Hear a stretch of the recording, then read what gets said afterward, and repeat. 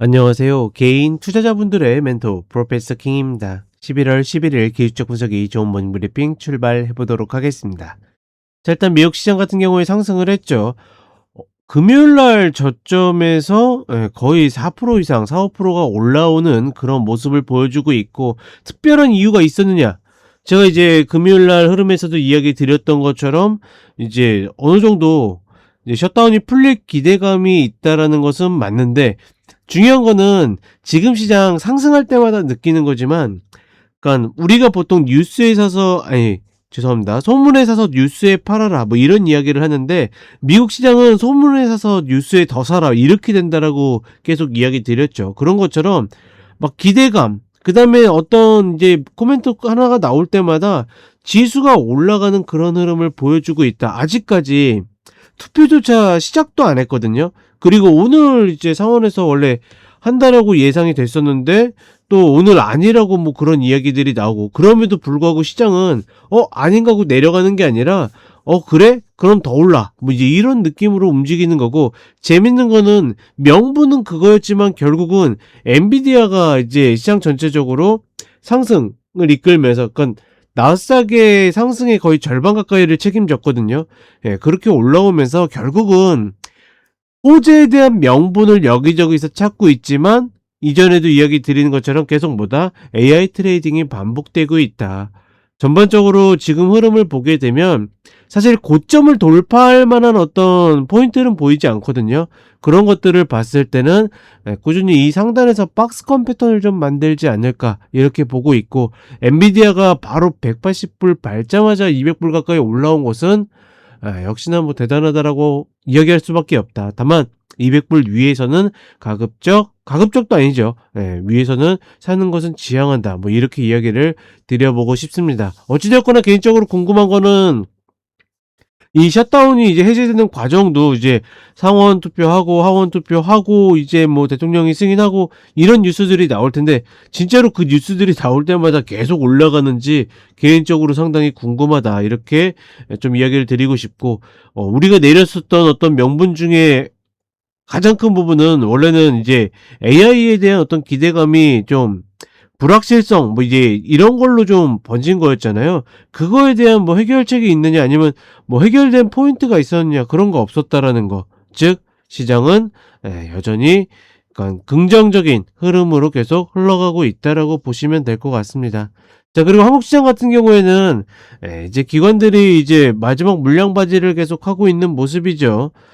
늘 이야기 드리지만 기관들의 매수에는 우리가 전혀 혹할 이유가 없습니다. 기관들이 매수한데 이거 좋아서 하는 거 아니야? 기관들은 수익 아웃퍼폼을 하고자 하는 매수보다는 대체적으로 지수를 초정하고자 하는 매매를 많이 하기 때문에 지금 이 자리에서도 하이닉스를 살 수 있는 겁니다. 그렇죠? 그런 것들을 조금만 생각해봐도 충분히 이해할 수 있고, 그러니까 다만 우리가 왜 이런 것들에 흔들리냐면, 이렇게 매수하고 났는데 당연히 고점을 갱신할 수 있어요. 고점을 갱신하고 내려오고 그러면 이거 더 가려고 매집하는 거 아니야? 아니면 막 개미털기 하는 거 아니야? 이런 이유들을 갖다 붙입니다. 그런 이유들을 내가 기준 없이 갖다 붙이게 되면 말 그대로 조금만 눌러도 매수를 들어갈 수밖에 없고, 3% 5% 정도 더 먹자고 들어갔다가 이제 말 그대로 최고점 혹은 꺾이는 초입에 물리게 된다라는 거 다시 한번 이야기를 드리고 싶습니다. 그렇기 때문에 지금 구간은 기준이 좀 명확해야 할 시기이다. 다시 한번 이야기를 해드리겠습니다. 자, 그러면 간단하게 차트 보도록 하겠습니다. 자, 먼저 나스닥 선물 30분 흐름을 보게 되면 어마무시한 회복력이죠. 금요일날 저점이 여기였었는데 거의 1000피를 들어 올리는, 그럼 1000피 이상이죠. 1000피 이상을 들어 올리는 그런 모습을 보여주고 있고, 다만 이대로 쭉 뻗어가기보다는 최소한 지금 대충 봐도 이제 역회된 숄더 패턴이 있는데, 요런 흐름들의 눌림 정도는 만들어주고 가야 되지 않겠는가. 일단은 계속 120평 중심으로 위로 슈팅 나오면 다시 돌아오고 아래로 슈팅 나오면 다시 돌아오는 그런 형태를 계속 만들어가고 있다라고 보시면 될 것 같고, 그리고 전반적으로 보게 되면 엔비디아가 이렇게 올라왔다는 거. 밑꼬리 양봉, 밑꼬리 양봉하면서 이거 밑꼬리는 이 밑꼬리는 아닙니다. 그다음에 양봉 올라오면서 시가총액 5조 달러짜리가 그쵸?